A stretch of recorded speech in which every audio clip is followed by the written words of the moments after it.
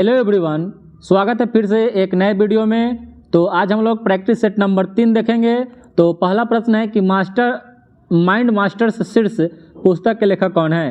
तो mind masters शीर्ष पुस्तक के लेखक विश्वनाथन आनंद है और विश्वनाथन आनंद का संबंध शतरंज खेल से है। कौन सा खेल?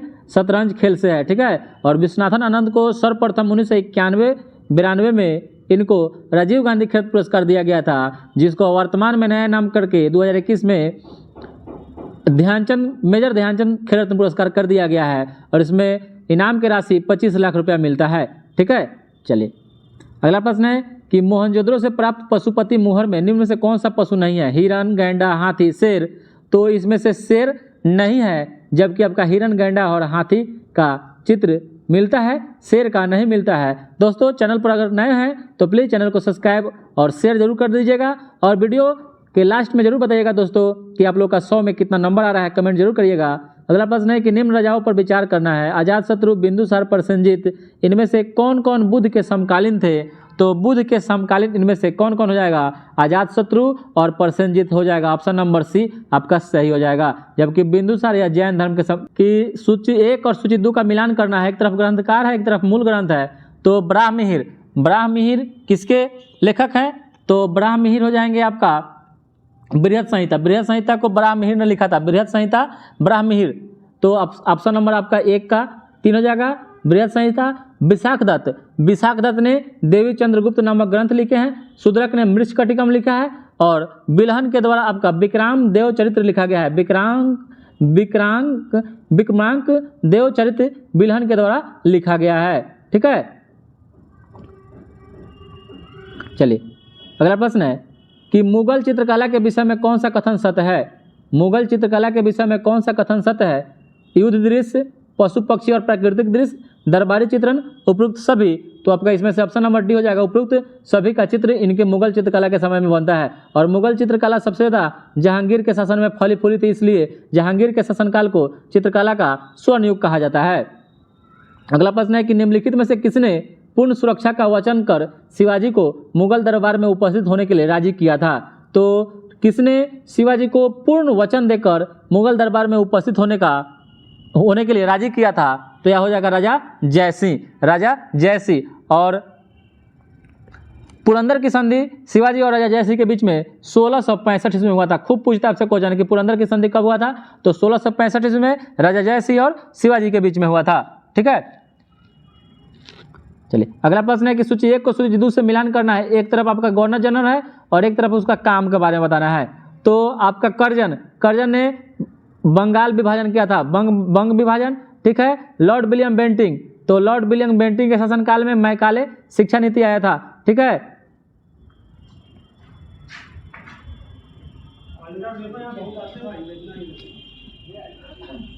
और चार्ल्स मेटकॉफ ने प्रेस पर से प्रतिबंध हटा दिया था। और आपका बच गया एक क्लाइव, तो क्लाइव ने बंगाल में दोहरा शासन लड़ा। इसमें जब राजधानी कलकत्ता से दिल्ली लाने की घोषणा की गई उस समय भारत का वायसराय कौन था? क्योंकि भारत का वायसराय 1858 के भारत शासन अधिनियम के तहत जितने भी गवर्नर जनरल हुए उसका नाम बदलकर वायसराय कर दिया गया था। तो उस समय 1911 में वायसराय कौन था? तो यह था लॉर्ड हार्डिंग द्वितीय था, ठीक है। और 12 दिसंबर 1911 को राजा जॉर्ज पंचम ने राजधानी परिवर्तन की घोषणा किया था। और 1912 ईस्वी में भारत की राजधानी दिल्ली बन गया, ठीक है। अगला प्रश्न है कि साइमन कमीशन के आने के विरुद्ध भारतीय जन आंदोलन क्यों हुआ। तो साइमन कमीशन के आने के विरुद्ध भारतीय जन आंदोलन क्यों हुआ? क्योंकि साइमन कमीशन का गठन 1927 में हुआ था या आया 1928 में, ठीक है। तो इसका जन आंदोलन क्यों हुआ? तो इसलिए हुआ था क्योंकि साइमन कमीशन में कोई भी भारतीय सदस्य नहीं था। अगला प्रश्न है कि महाराष्ट्र में गणपति पर्व का शुभारंभ किसने किया था। तो महाराष्ट्र में गणपति पर्व का शुभारंभ बाल गंगाधर तिलक के द्वारा किया गया था। कब? 1893 ईस्वी में। डेट याद रखिएगा, 1893 ईस्वी में। और गणेश जो उत्सव है महाराष्ट्र का मुख्य पर्व है, ठीक है। और बाल गंगाधर तिलक ने गणेश उत्सव और शिवाजी उत्सव किया था, ठीक है। 2 साल बाद शिवाजी उत्सव किए थे। चलिए अगला प्रश्न है कि भारतीय स्वतंत्रता संग्राम के दौरान रॉलेट एक्ट ने किस कारण से सार्वजनिक रोष उत्पन्न किया। तो रॉलेट एक्ट ने किस कारण से सार्वजनिक रोष उत्पन्न किया? तो इसलिए किया कि इसने लोगों को बिना मुकदमा चलाए जेल भेजने के लिए अधिकृत कर दिया। ठीक है, इसलिए रॉलेट एक्ट को काला कानून के नाम से भी जाना जाता है, बिना वकील बिना दलील। ठीक है, इसीलिए सार्वजनिक रोष इससे उत्पन्न हो गया था। अगला प्रश्न है कि 1854 की वुड विज्ञप्ति में अभिव्यक्त शिक्षा का लक्ष्य क्या था? यानी 1854 में लॉर्ड डलहौजी के शासनकाल में वुड डिस्पैच लागू हुआ था, वो जो शिक्षा से संबंधित था। तो इसका लक्ष्य क्या रखा गया था? तो इसका लक्ष्य रखा गया था कि भारत में पाश्चात्य भाषा यानी पश्चिमी भाषा यानी अंग्रेजी शिक्षा, कला, विज्ञान और संस्कृति को बढ़ावा देना। अगला प्रश्न है कि सही युग्म को चुनना है। ठीक है, तो सही युग्म को आपको चुनना है। तो इसमें से एलोरा शक है, गलत है। महाबलीपुरम राष्ट्रकूट है, ये भी गलत है। मीनाक्षी मंदिर पल्लव है, ये गलत है। लेकिन खजुराहो का मंदिर चंदेल शासकों के द्वारा बनाया गया था, जो मध्य प्रदेश में है, ये सही है। और एलोरा की गुफा है राष्ट्रकूट के द्वारा बनाया गया था। मीनाक्षी मंदिर पांडे के द्वारा बनाया गया था। ठीक है, और महाबलीपुरम जो यह पल्लव वंश के द्वारा बनाया गया था, सब याद रखिएगा दोस्तों। और खजुराहो 1000 वर्ष पुराना है, जो मध्य प्रदेश के छतरपुर जिला में स्थित है, और इसको चंदेल शासकों ने बनवाया था। अगला प्रश्न है कि निम्नलिखित में से कौन सही है? सूर्य से पृथ्वी की मध्य की दूरी को क्या कहते हैं? तो सूर्य से पृथ्वी की मध्य की दूरी को खगोलीय इकाई कहते हैं। क्या कहते हैं? खगोलीय इकाई कहते हैं। और एक खगोलीय इकाई बराबर 1.496 गुना 10⁻11 मीटर होता है। ठीक है, चलिए अगला प्रश्न है कि पृथ्वी पर दो स्थानों की स्थिति के देशांतर का अंतर अगर 15 डिग्री है तो स्थानीय समय में कितना अंतर हो जाएगा? तो हो जाएगा 1 घंटा, क्योंकि 1 डिग्री देशांतर में 4 मिनट का अंतर आता है, और 15 चौका 60 हो जाएगा। 60 मिनट मतलब 1 घंटा हो जाएगा। ठीक है, चलिए अगला प्रश्न है कि समुद्र में घनत्व बढ़ता है, ऐसे में क्या होता है? अगर समुद्र में घनत्व बढ़ता है तो क्या होगा? तो यह हो जाएगा लवणता और गहराई दोनों बढ़ जाएगी। लवणता और गहराई। निम्नलिखित में से कौन सा भारत की सर्वोच्च पर्वत शिखर है? तो भारत की पर्वत शिखर का नाम है K2। और K2 की ऊंचाई 8611 मीटर है। 8611 मीटर है। और K2 काराकोरम श्रेणी के POK में अवस्थित है। और K2 को गॉडविन ऑस्टिन के नाम से भी जाना जाता है। और भारत में सर्वोच्च शिखर कंचनजंगा, इसकी ऊंचाई 8598 मीटर है। ठीक है, और नंगा जो पर्वत है, नंगा पर्वत, ये आपका नंगा पर्वत की ऊंचाई 8126 मीटर है। और अन्नपूर्णा जो है, अन्नपूर्णा की ऊंचाई 8078 मीटर है। और कंचनजंगा भारत में सबसे ऊंची चोटी है, जो सिक्किम राज्य में स्थित है।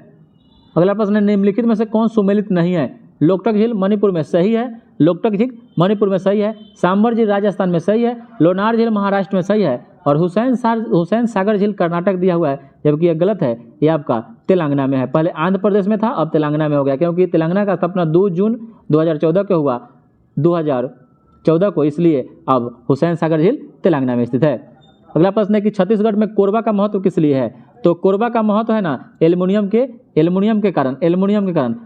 छत्तीसगढ़ में कोरबा एल्युमिनियम उद्योग के कारण प्रसिद्ध है। ठीक है, और जो बालको कारखाना है यह छत्तीसगढ़ के कोरबा में ही स्थित है, जो रूस की सहायता से स्थापना हुआ था इसका। अगला प्रश्न है कि राजाजी राष्ट्रीय पार्क किस जानवर का प्राकृतिक आवास है? राजाजी राष्ट्रीय पार्क किस जानवर का प्राकृतिक आवास है?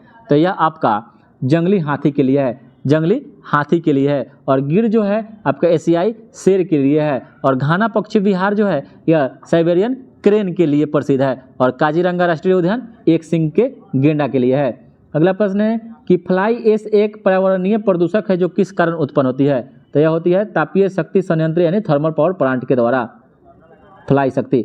अगला प्रश्न है, निम्नलिखित में से कौन सुमेलित नहीं है? तो आपको बताना है कि इसमें से कौन सुमेलित नहीं है। विश्व पर्यावरण सम्मेलन स्टॉकहोम 1972, ये आपका सही है। वियना सम्मेलन 1982 में हुआ था, ये आपका सुमेलित नहीं है, क्योंकि वियना सम्मेलन 1985 में हुआ था। ठीक है, जिसका संबंध ओजोन परत के संरक्षण से है। और मॉन्ट्रियल प्रोटोकॉल 1987 में यह आपका सही है। और प्रथम पृथ्वी सम्मेलन जिसको रियो डी जेनेरियो में, रियो सम्मेलन के नाम से जानते हैं, 1992 में हुआ था ब्राजील में, ये सही है। तो आपका सही उत्तर हो जाएगा वियना सम्मेलन, जो 1800 कब हुआ था? तो 1985 में हुआ था। ठीक है, अगला प्रश्न है कि कार्डेमम पहाड़ियाँ जिनकी सीमाओं पर स्थित है वे हैं। कार्डेमम पहाड़ियाँ जिनकी सीमाओं पर स्थित है वे हैं, तो क्या कौन है? तो यह हो जाएगा कार्डेमम पहाड़ियाँ केरल एवं तमिलनाडु की सीमा पर स्थित है। केरल एवं तमिलनाडु की सीमा पर स्थित है। अगला प्रश्न है कि अंतर्राष्ट्रीय दिनांक रेखा खींची जाती है। तो अंतर्राष्ट्रीय दिनांक रेखा जो खींची जाती है प्रशांत महासागर से होकर और 180 डिग्री पूर्वी देशांतर को अंतर्राष्ट्रीय दिनांक रेखा कहते हैं, अंतर्राष्ट्रीय देशांतर रेखा भी कहते हैं, जिसका स्थापना 1884 ईस्वी में। स्थल या स्मारकों पर विचार करना है। चंपानेर पावागढ़ पुरातत्व उद्यान है, सही है, चंपानेर में है। और छत्रपति शिवाजी रेलवे स्टेशन या मुंबई में, सही है। और मामल्लपुरम या तमिलनाडु में, सही है। और सूर्य मंदिर कोणार्क में है, सही है। तो ऑप्शन नंबर का डी सही हो जाएगा, सभी सही है। अगला प्रश्न है कि भारतीय संविधान में इनमें से किसका सर्वाधिक ऋणी है, यानी भारतीय संविधान किसका सर्वाधिक ऋणी है निम्नलिखित में से। तो इसका सही उत्तर हो जाएगा 1935 का भारत शासन अधिनियम। आधे से ज़्यादा जो भी योजनाएं हैं और नियम कानून है सभी 1935 के भारत शासन अधिनियम से सीधे उठा के रख लिया गया है, ठीक है। और संयुक्त राज्य अमेरिका से आपका मौलिक अधिकार लिया गया है, न्यायिक पुनर्वलोकन लिया गया है, वित्तीय आपात लिया गया है, ठीक है। ऑस्ट्रेलिया से आपका समवर्ती सूची लिया गया है, ठीक है। अगला प्रश्न है कि भारत के संदर्भ में निम्नलिखित कथनों पर विचार करना है। मुख्य चुनाव आयुक्त और अन्य चुनाव आयुक्तों को समान अधिकार प्राप्त है, ठीक है, परंतु मिलने वाले वेतन में असमानता है, ठीक है। मुख्य चुनाव आयुक्त वही वेतन पाने का हकदार है जितना उच्चतम न्यायालय के न्यायाधीश को दिया जाता है, और मुख्य चुनाव आयुक्त को उच्चतम न्यायालय के किसी न्यायाधीश को हटाने के तरीके और कारणों के अतिरिक्त किसी कारण से उनके पद से नहीं हटाया जा सकता है। और चुनाव आयुक्त का कार्यकाल उसके पदभार संभालने की तारीख के 5 वर्ष अथवा उनके 62 वर्ष की आयु प्राप्त कर लेने तक जो भी पहले होता है। तो इसमें से आपका ऑप्शन नंबर 2 और 3 हो जाएगा, ठीक है। ऑप्शन नंबर 2 और 3 सही हो जाएगा। अगला प्रश्न है कि एक ऐसी याचिका जो न्यायपालिका द्वारा जारी की जाती है तथा जिसमें कार्यपालिका से कहा जाता है कि वह कार्य करे जो उसे प्रदत्त शक्तियों के अंतर्गत करना चाहिए था, उस रीट को क्या कहा जाता है। तो उस रीट को मैंडेमस कहा जाता है, मैंडेमस, ठीक है, मैंडेमस कहा जाता है। और भारतीय संविधान जिसमें सुप्रीम कोर्ट अनुच्छेद 32 के तहत रीट जारी करती है, जबकि हाई कोर्ट आपका अनुच्छेद 226 के तहत रीट जारी करती है। कभी कभी कन्फ्यूजन हो जाता है कि 326 भी याद हो जाता है, तो 326 में आपका वयस्क मताधिकार है, भूलिएगा नहीं, ठीक है। अगला प्रश्न है कि पंचायती राज व्यवस्था में शासन प्रणाली की संरचना क्या है। तो पंचायती राज व्यवस्था में शासन प्रणाली की संरचना क्या है। तो आपका ग्राम हो जाएगा, प्रखंड हो जाएगा और जिला स्तर पर स्थानीय स्वशासन की त्रिस्तरीय संरचना, जिसको बलवंत राय मेहता ने दिया था, ठीक है। अगला प्रश्न है कि भारत का संविधान स्पष्ट प्रेस की आज़ादी की व्यवस्था नहीं करता है, किंतु यह आज़ादी अंतर्निहित है। अनुच्छेद इसमें कितना में है। तो ये आपका 19 के 1 के अ में है, ठीक है। तो प्रेस की स्वतंत्रता जो आपका अनुच्छेद 19 के अंतर्गत ही आता है। अगला प्रश्न है कि राजकोषीय घाटे का अर्थ क्या होता है। तो राजकोषीय घाटे का जो अर्थ होता है, सरकारी व्यय रिजर्व बैंक के अतिरिक्त अन्य स्रोतों से उधारियाँ जो लिया जाता है, वही आपका राजकोषीय घाटे का मतलब होता है। संसद विकास मंत्रालय का नाम बदलकर क्या कर दिया गया या क्या रख दिया गया है। तो यह रख दिया गया है शिक्षा मंत्रालय, ठीक है, शिक्षा मंत्रालय रख दिया गया है, ठीक है। और राजीव गांधी 1985 में शिक्षा मंत्रालय का नाम बदलकर मानव संसाधन विकास मंत्रालय कर दिए थे। और 2020 में एनडीए सरकार ने इसको फिर मानव संसाधन विकास मंत्रालय का नाम बदलकर शिक्षा मंत्रालय कर दिया गया है। और भारत के प्रथम शिक्षा मंत्री मौलाना अबुल कलाम आज़ाद थे, और इसलिए 11 नवंबर को भारत में राष्ट्रीय शिक्षा दिवस मौलाना आज़ाद के जन्मदिन पर मनाया जाता है। अगला प्रश्न है कि निम्नलिखित में से कौन सा अंतर्राष्ट्रीय संस्थान विभिन्न देशों को अल्पकालीन ऋण प्रदान करना है। अल्पकालीन मतलब कम समय के लिए। तो इसका हो जाएगा अंतर्राष्ट्रीय मुद्रा कोष, IMF, ठीक है। IMF विभिन्न देशों या संस्थानों को अल्पकालीन ऋण प्रदान करता है। और IMF का मुख्यालय वाशिंगटन DC में है, जिसका स्थापना 27 दिसंबर 1945 को हुआ था, ठीक है। और IBRD दीर्घकालीन ऋण उपलब्ध कराता है, और IBRD को विश्व बैंक के नाम से जाना जाता है। तो विश्व बैंक दीर्घकालीन ऋण देता है, जबकि अंतर्राष्ट्रीय मुद्रा कोष अल्पकालीन ऋण देता है। अगला प्रश्न है कि निम्नलिखित में से कौन एक युग्म सही सुमेलित नहीं है। तो कौन सा युग्म एक सही सुमेलित नहीं है। तो अंतर्राष्ट्रीय श्रम संगठन का मुख्यालय जिनेवा में, सही है। अंतर्राष्ट्रीय श्रम संगठन जिनेवा सही है। अंतर्राष्ट्रीय समुद्री संगठन लंदन सही है। अंतर्राष्ट्रीय मुद्रा कोष वाशिंगटन DC सही है। और अंतर्राष्ट्रीय परमाणु ऊर्जा अभिकरण न्यूयॉर्क, तो ये आपका न्यूयॉर्क गलत है, जबकि इसका मुख्यालय वियना होगा। तो ऑप्शन नंबर आपका डी सही हो जाएगा। अगला प्रश्न है कि विदेशी व्यापार का भुगतान संबंधित है। तो विदेशी व्यापार का जो भुगतान होता है किससे संबंधित है, तो ये आपका भुगतान संतुलन से है, ठीक है, भुगतान संतुलन से है। अगला प्रश्न है कि जब धूप वर्षा की बूंदों पर गिरती है तो इंद्रधनुष बनता है, इसके लिए निम्नलिखित में से कौन सी भौतिक परिघटनाएं जिम्मेदार है, यानी इंद्रधनुष बनने के लिए जिम्मेदार कौन कौन सी परिघटना है। तो इंद्रधनुष बनने के लिए आपको जिम्मेदार जो है परिक्षेपण है कि अपवर्तन है कि पूर्ण आंतरिक परावर्तन है, तो इसमें से ऑप्शन नंबर डी हो जाएगा, क्योंकि तीनों को चाहिए, परिक्षेपण होना चाहिए, अपवर्तन होना चाहिए और पूर्ण आंतरिक परावर्तन होना चाहिए, तब जाके इंद्रधनुष बनता है। अगला प्रश्न है कि शुष्क सेल बैटरी में निम्नलिखित में से किसका विद्युत अपघट्यों के रूप में प्रयोग किया जाता है। तो शुष्क सेल बैटरी में निम्नलिखित में से किसका विद्युत अपघट्यों के रूप में प्रयोग किया जाता है, तो इसका जो सही हो जाएगा अमोनियम क्लोराइड और जिंक क्लोराइड का प्रयोग शुष्क सेल के रूप में प्रयोग किया जाता है, ठीक है। चलिए अगला प्रश्न है कि पहचानिए निम्न में से कौन से परिवर्तन रासायनिक परिवर्तन है। तो कौन सा परिवर्तन आपका, देखिए चांदी के कप का बदरंग होना, चांदी के कप का बदरंग होना, चांदी के कप का बदरंग होना, नेफ्थलीन के पिंडों का ऊर्ध्वपातन और जल का विद्युत अपघटन, ये आपका रासायनिक परिवर्तन नहीं है, भौतिक परिवर्तन है। और भाप का संघनन, तो इसका उत्तर हो जाएगा चांदी का कप का बदरंग होना या रासायनिक परिवर्तन है, नेफ्थलीन के पिंडों का ऊर्ध्वपातन आपका भौतिक परिवर्तन है और जल का विद्युत अपघटन एक रासायनिक परिवर्तन है और भाप का संघनन होना एक आपका भौतिक परिवर्तन है। तो ऑप्शन नंबर 1 और 3 हो जाएगा, ऑप्शन नंबर 1 और 3 हो जाएगा, ठीक है। ऑप्शन नंबर सी इसमें से छूट गया है, तो याद कर लीजिएगा इसका कि चांदी के कप का बदरंग होना आपका रासायनिक परिवर्तन है और जल का विद्युत अपघटन भी रासायनिक। 2, 4 और 8 ओम परिमाणों वाले 3 प्रतिरोध समानांतर क्रम में जुड़ा है, तो कुल प्रतिरोध क्या होगा। देखिए समानांतर क्रम का होता है 1/r = 1/Rn = 1/R1 + 1/R2 + 1/R3, जोड़ दीजिए 1/2 जोड़ 1/4 जोड़ 1/8, टोटल जोड़िएगा तो आपका 7/8 आ जाएगा, यानी 1.14 आ जाएगा। तो इसका ऑप्शन नंबर ए हो जाएगा 2 ओम से कम, ठीक है। मैथ इसलिए नहीं बता रहे हैं क्योंकि वीडियो बहुत लंबा हो जाएगा दोस्तों। अगला प्रश्न है कि निम्न कथनों पर विचार करना है। 100 डिग्री सेल्सियस पर भाप तथा 100 डिग्री सेल्सियस पर पानी उबलने में ऊष्मा की मात्रा एक समान होती है। चलिए ठीक है, आगे देखते हैं कि बर्फ के संगलन गुप्त ऊष्मा तथा जल के वाष्पन गुप्त ऊष्मा बराबर होती है और वातानुकूलक के पक्ष वायु में एक वाष्पित कुंडली में ऊष्मा का निष्कासन होता है तथा द्रव नृत्य कुंडली पर ऊष्मा का निस्सारण होता है। तो ये आपका ऑप्शन नंबर सी सही है, बाद बाकी दोनों गलत है। अगला प्रश्न है कि कठोर जल के गुणधर्म के विषय में निम्नलिखित में कौन सा कथन सही है। कठोर जल, तो कठोर जल जो होता है ना, ये आपका जल की अस्थायी कठोरता इसमें उपस्थित मैग्नीशियम और कैल्शियम हाइड्रोजन कार्बोनेट के कारण होती है, ठीक है। और जल की अस्थायी कठोरता उबालने से समाप्त की जा सकती है, तो ऑप्शन ए दोनों सही है। बाद बाकी जल की अस्थायी कठोरता दूर करने के लिए फाल्कन विधि का प्रयोग करते हैं, यह आपका गलत है, ठीक है। और जल की अस्थायी कठोरता क्लार्क विधि के द्वारा दूर की जाती है, यह भी आपका गलत है। चलिए अगला प्रश्न है कि जब मृदु स्टील को उच्च तापमान पर गर्म किया जाता है और अचानक पानी में ठंडा किया जाता है तो वह कठोर तथा भंगुर हो जाता है, इस प्रक्रिया को क्या कहते हैं। तो इस प्रक्रिया को टेम्परिंग कहते हैं। जब मृदु स्टील को उच्च तापमान पर गर्म किया जाता है और अचानक पानी में ठंडा कर दिया जाता है, इसको टेम्परिंग कहा जाता है। क्या कहा जाता है, टेम्परिंग कहा जाता है।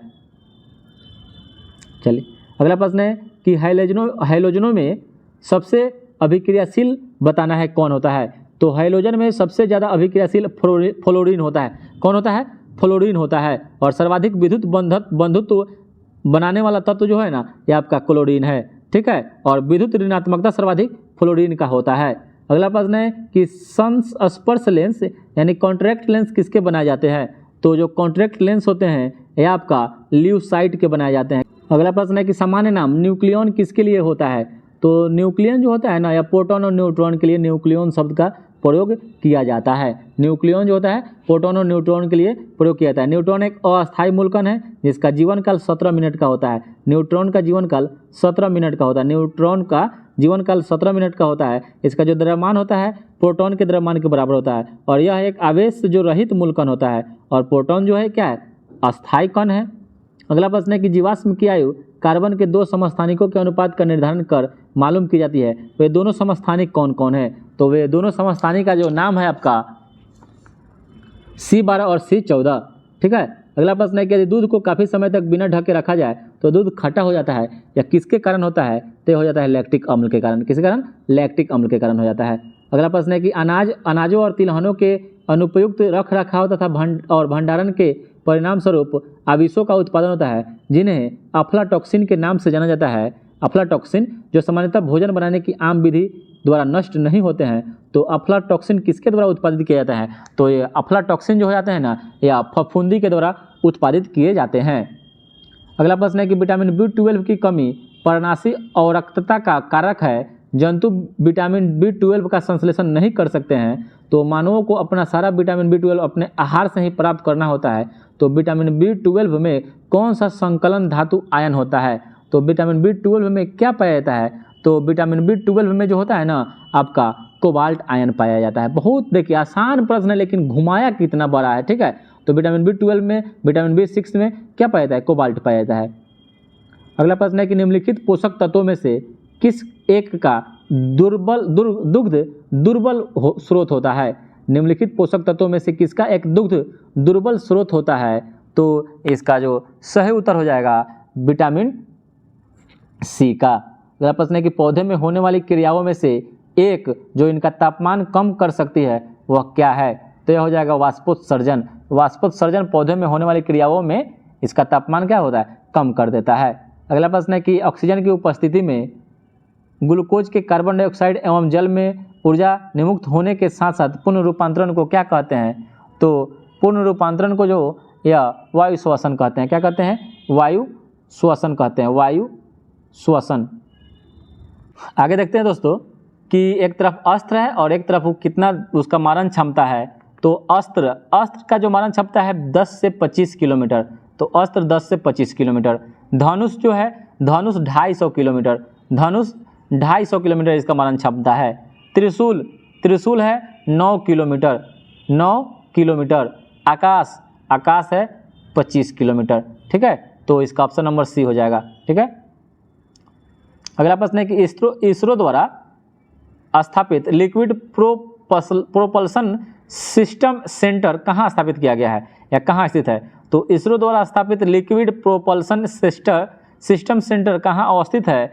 तो यह आपका महेंद्रगिरी तमिलनाडु में स्थित है। जबकि विक्रम साराभाई अंतरिक्ष केंद्र कहाँ है? तो यह तिरुवनंतपुरम में है। इसरो उपग्रह केंद्र कहाँ है? तो बेंगलुरु में है। सार केंद्र कहाँ है? तो श्रीहरिकोटा में है। द्रव प्रणोदक प्रणाली केंद्र कहाँ है?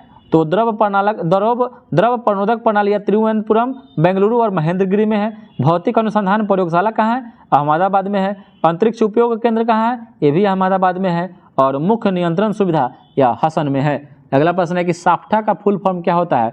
तो साफ्टा का फुल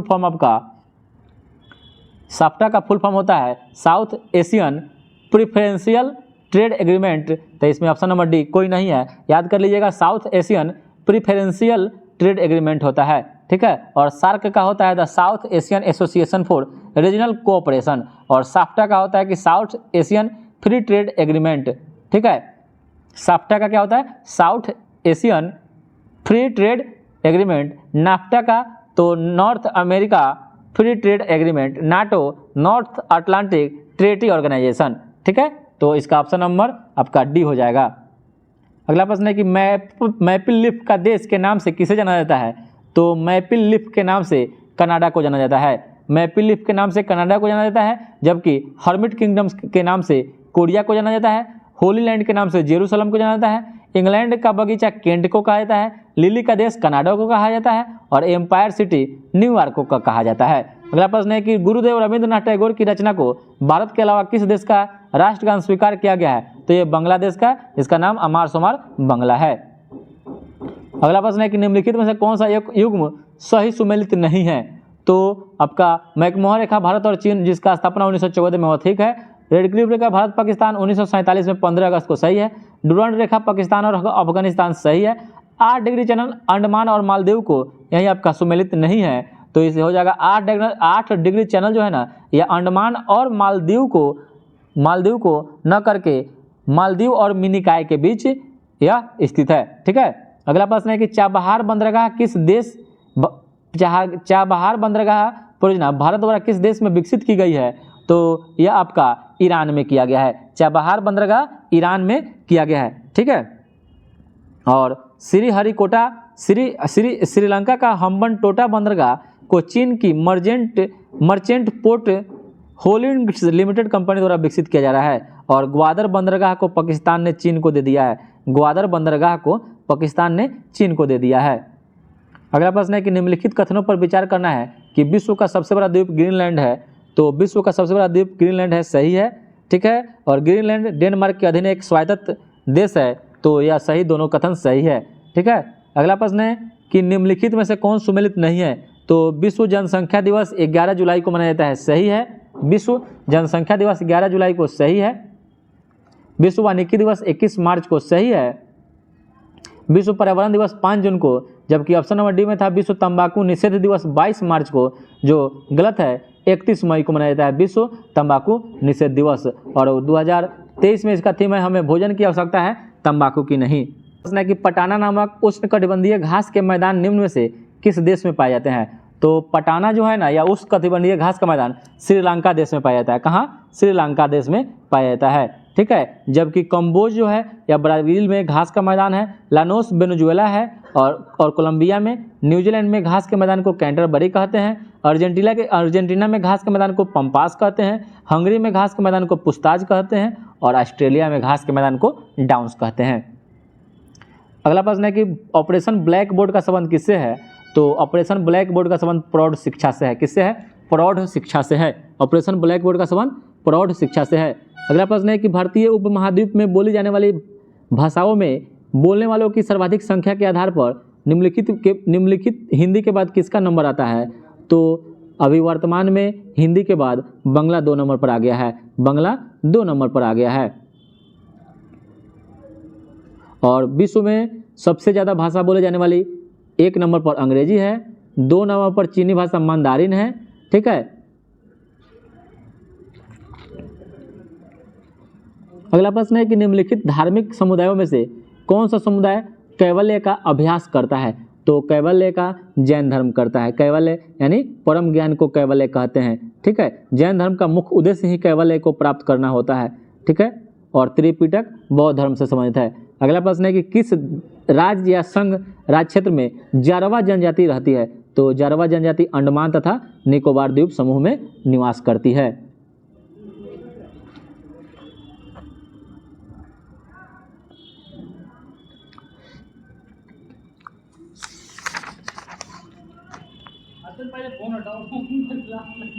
अगला प्रश्न है कि बिहार पंचायती राज अधिनियम के अनुसार ग्राम पंचायत का कोई सदस्य हस्तलिखित आवेदन मुखिया को समर्पित कर त्यागपत्र दे सकता है। तो आवेदन समर्पित करने के कितने दिनों बाद त्यागपत्र प्रभावी माना जाएगा?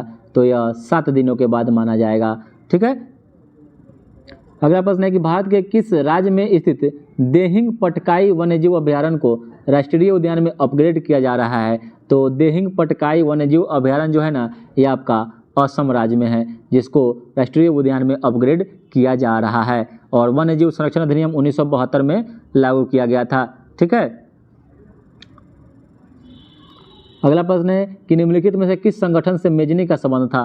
तो मेजनी का संबंध कार्बोनरी संगठन से था। कार्बोनरी, ठीक है, और इस कार्बोनरी जो था ना, इस संगठन का संस्थापक गिवर्टी था। और जोसेफ मेजनी का जन्म जेनेवा स्विट्जरलैंड में हुआ था। और मेजनी को इटली के एकीकरण का प्रतिपादक माना जाता है। और 1831 में मेजनी ने यंग इटली की स्थापना किया था। और मेजनी के अनुसार यदि समाज में क्रांति लानी हो तो क्रांति का नेतृत्व नवयुवक यानी नौजवानों के हाथों में दे दिया जाना चाहिए। अगला प्रश्न है कि निम्न में से किसने रक्त एवं लौह की नीति का अवलंबन किया था? तो रक्त एवं लौह की नीति का अवलंबन बिस्मार्क के द्वारा किया गया था। जबकि अब से अगर पूछ दे कि दिल्ली सल्तनत में किसने, तो बलबन ने। ठीक है, अगला प्रश्न है कि निम्नलिखित में से किस भारतीय को नोबेल पुरस्कार नहीं दिया गया है?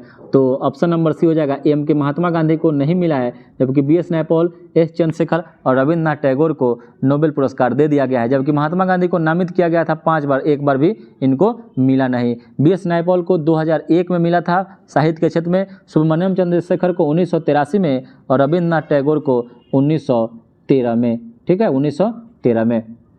अगला प्रश्न है कि नेट वेस्ट ट्रॉफी निम्न में से किस खेल से संबंधित है?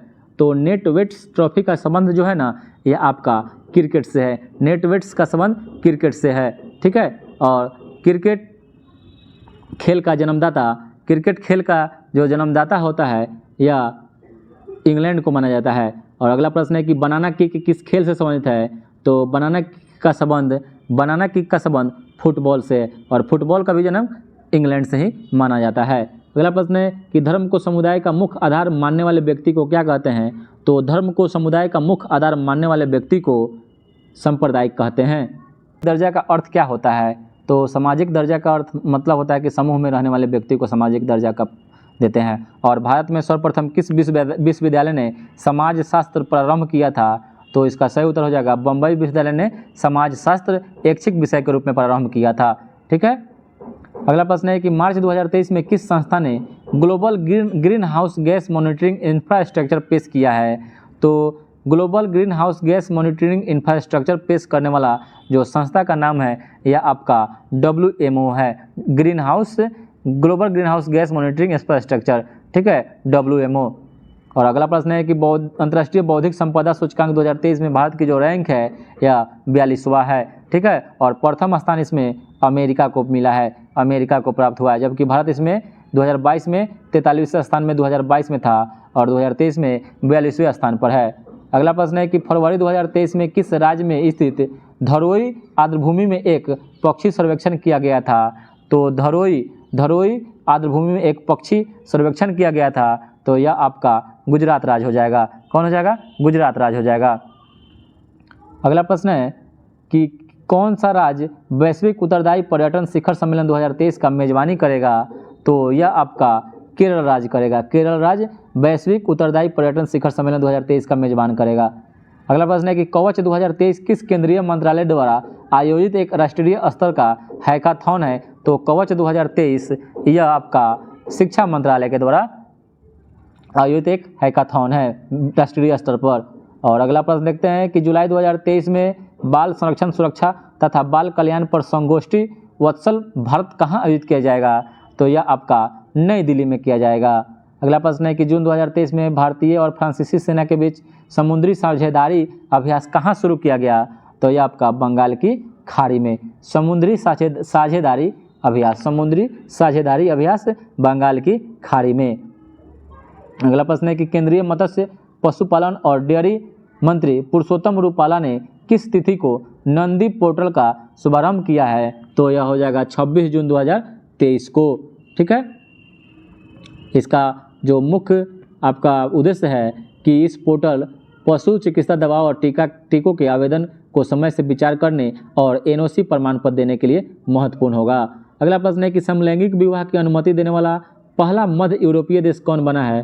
तो पहला मध्य यूरोपीय देश बन गया है आपका एस्टोनिया, ठीक है, एस्टोनिया बन गया है। जबकि 2001 में समलैंगिक विवाह को मान्यता देने वाला दुनिया का पहला देश नीदरलैंड जो यूरोप महाद्वीप का है, और दूसरा बन गया है एस्टोनिया।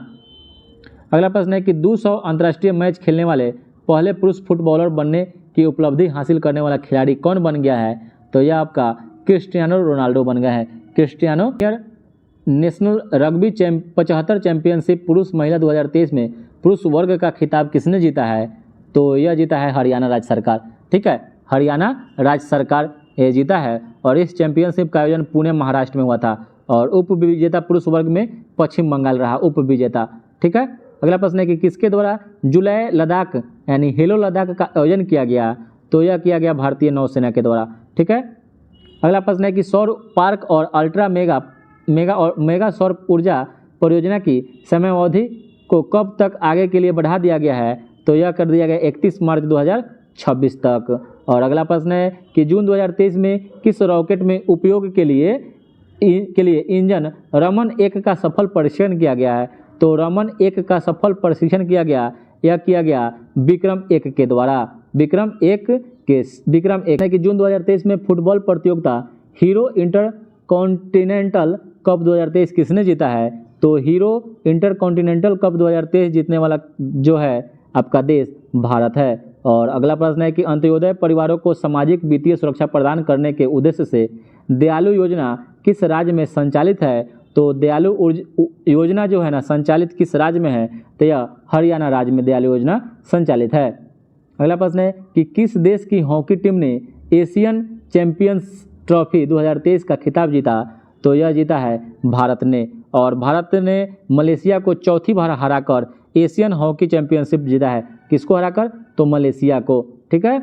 और अगला प्रश्न है कि जून 2023 में जर्मन बुक ट्रेड के शांति पुरस्कार हेतु किसे चुना गया है, तो शांति के लिए सलमान रुश्दी को चुना गया है, ठीक है। और इसमें इसका स्थापना 1950 से हुआ था, 1950, और इसमें 25,000 यूरो की राशि प्रदान की जाती है। तो दोस्तों आज के लिए इतना ही, फिर मिलते हैं दूसरे वीडियो में। कमेंट में जरूर बताइएगा दोस्तों कि आप लोग का मार्क्स कितना आ रहा है।